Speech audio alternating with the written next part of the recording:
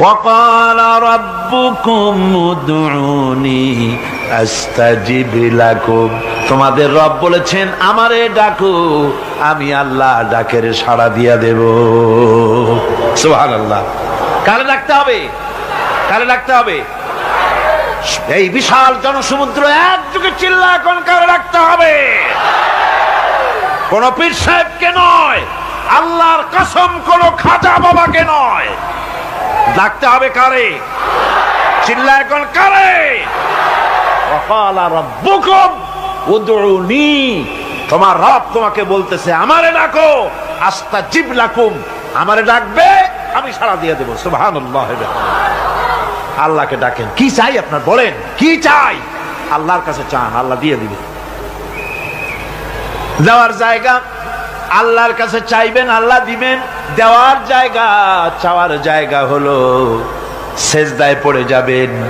আমার ভাইয়েরা জায়গাটা চিনায় দিলাম। মাজারে যাওয়া লাগবে না, কবরে যাওয়া লাগবে না। 2 রাকাত নামাজ পড়ে সেজদায় পড়ে গিয়া যত বিপদ আছে মুসিবত আছে সেজদার মধ্যে চোখের পানি ছেড়ে দেন আর কেন্দে কেন্দে জীবনের কথা বলেন। আল্লাহ রাব্বুল আলামিন আপনার আওয়াজ শুনবেন আর দোয়া কবুল করে নিবেন। কাঁদতে হবে আল্লাহর কাছে। কার কাছে? আল্লাহর কাছে।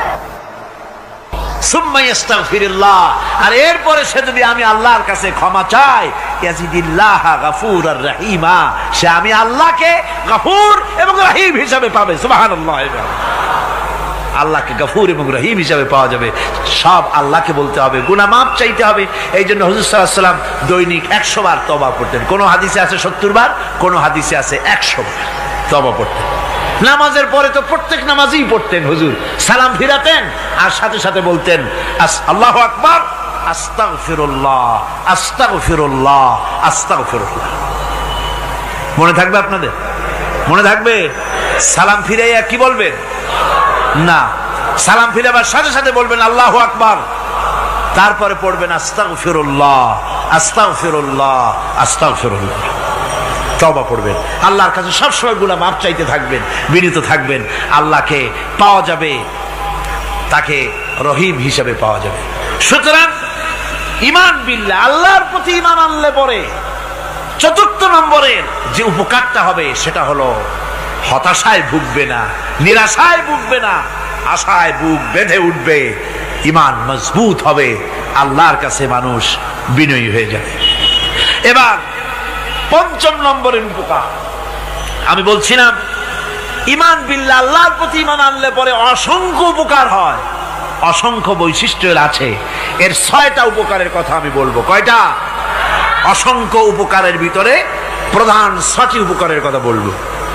এর বললাম কয়টা? 4টে বলছি। এবার বলো 5ম উপকারের কথা। আল্লাহর প্রতি আপনি পূর্ব পশ্চিমে কতবার মুখ ঘোরালেন, এটাই কিন্তু আপনার আসল সৎ কাজ নয়। আসল সৎ কাজ হলো আল্লাহর প্রতি ঈমান আনা। এই ঈমানের ব্যাপারে 3টা দিন আমরা পার করে দিলাম, এখনো কথা শেষ হয় নাই। আল্লাহর প্রতি ঈমান আনলে পরে যে উপকারটা হবে 5ম নম্বরে, সেটা হলো কঠোর এবং কঠিন বিপদের ভিতরে বান্দার ভিতরে অবিচলতা এবং ধৈর্যের সৃষ্টি হয়ে যাবে। আলহামদুলিল্লাহ।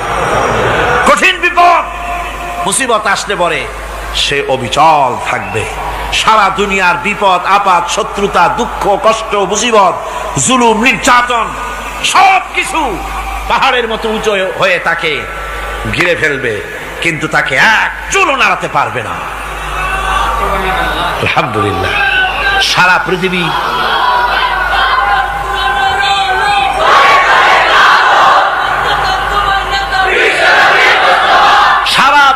একদিকে আর সে একা একদিকে থাকবে। বিরোধিতা তো হবেই, বিপদ তো আসবে।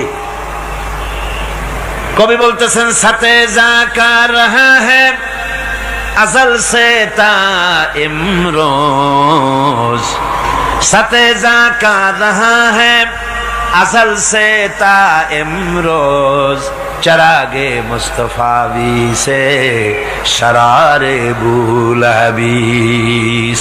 সে আবহমান কাল থেকে শুরু করে মুস্তাফা সাল্লাল্লাহু আলাইহি ওয়াসাল্লামের দীপ শিখার সাথে আবু জাহেল আবু লাহাবের অগ্নিস্ফুলিঙ্গের টক্কর লেগেই আছে। রাসূলুল্লাহর আল্লাহর দেওয়া এই বিধান, এই দ্বীনের বাতিটা টিম টিম করে জ্বলেছে।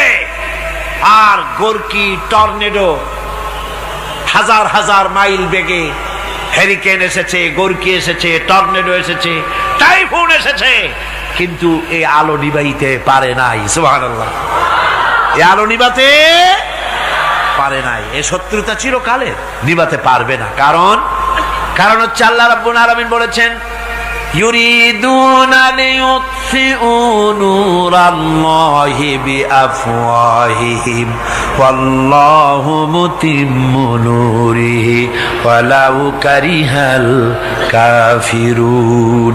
ওরা চায় মুখের ফু দিয়ে আমার আলোকে নিভিয়ে দেবে, কিন্তু আমি আমার আলোকে পূর্ণতা দান করব। তাতে কাফের বেঈমানদের কলজায় যত জ্বালা যন্ত্রণা হোক, আমার দ্বীন কেউ মিটাই দিতে পারবে না। সুবহানাল্লাহ। সুতরাং বিপদে অবিচলতা আসবে, সে অটল হবে, মজবুত হবে। কোরআনে কারীম বলতেছে, ওয়া কাযালিকা জাআলনা লিকুল্লি নাবিয়্যিন আদুওয়াম মিনাল মুজরিমিন। এই পৃথিবীতে এমনি করে আমি সকল নবীদের শত্রু বানিয়েছি, সব পাপিষ্ঠ অপরাধীদেরকে। নবীদের সাথে বিরোধিতা করেছে কারা? পাপিষ্ঠরা, অপরাধীরা। আজও খুঁজে দেখেন, আজও ইসলামী আন্দোলনের বিরোধিতা যারা করে সবগুলি কি পাপিষ্ঠ? সত্য কি না কর? ইসলামী আন্দোলনের বিরোধিতা যারা করে হিসাব করে, চোখ দিয়ে তাকায় দেখেন, খুঁজে দেখেন তাদের নামগুলি। মদখোর, জিনাকার, বদমাশ, চোর, হাইজাকার, বেনামাজি, লুটেরা, মিথ্যাবাদী, সবচাইতে সমাজের নিকৃষ্ট লোকগুলি ইসলামের বিরোধিতা করে।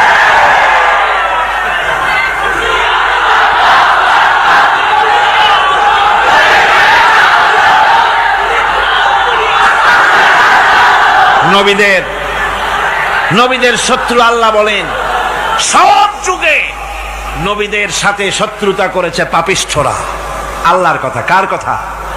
সকল যুগে নবীদের সাথে শত্রুতা করেছে পাপিষ্ঠরা, নিকৃষ্ট ধরনের অপরাধীরা। সুতরাং নবী রাসূলদের অবস্থা যখন এই, তখন দ্বীনের দাওয়াত যারাই দেবে তাদের কিসমত এরকম হবেই।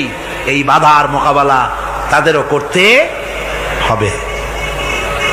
এই যে বাধাটা আসে, এই যে মারে, অপরাধ কি? এই যে তারা চোর বা ডাকাত, যাদের মারা হয়। আল্লাহ রাব্বুল আলামিন বলেন অপরাধ হলো, ওয়ামা নাকামু মিনহুম ইল্লা আইয়ুমিনু বিল্লাহিল আজিজিল হামিদ। অপরাধ হচ্ছে ঈমানদার লোকদের উপরে নির্যাতন চালিয়েছে, অন্য কোনো কারণে নয়। কারণ একটাই, তারা আল্লাহর জমিনে আল্লাহর দ্বীন প্রতিষ্ঠা করতে চেয়েছে, আর কোনো অপরাধ না। জমিন আল্লাহর, জমিন কার? এই বিশাল জনসমুদ্র গর্জে উঠুন একযোগে, বলুন জমিন কার? আইন চলবে কার? এখানেই সংঘর্ষ বেঁধেছে আবহমান কাল ধরে। মানুষ অত্যাচারিত হয়েছে, সাহাবায়ে কেরাম অত্যাচারিত হয়েছেন। বুখারী শরীফের হাদিসে এসেছে, রাসূল করিম সাল্লাল্লাহু আলাইহি ওয়াসাল্লামের কাছে হযরতে খাব্বাব গিয়ে উপস্থিত হয়েছিলেন।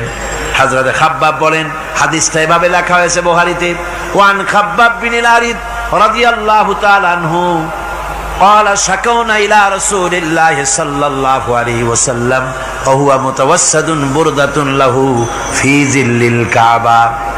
রাসূলুল্লাহর কাছে গেলাম, কাবা শরীফের কাছে গিয়া দেখি নবীজি একটা চাদর গায়ে দিয়ে তিনি আরাম ফরমাচ্ছিলেন কাবা শরীফের ছায়ায়। সেখানে গিয়ে বললাম, আলা তাস্তানসিরু লানা আলা তাদউ লানা ইয়া রাসূলুল্লাহ, হে আল্লাহ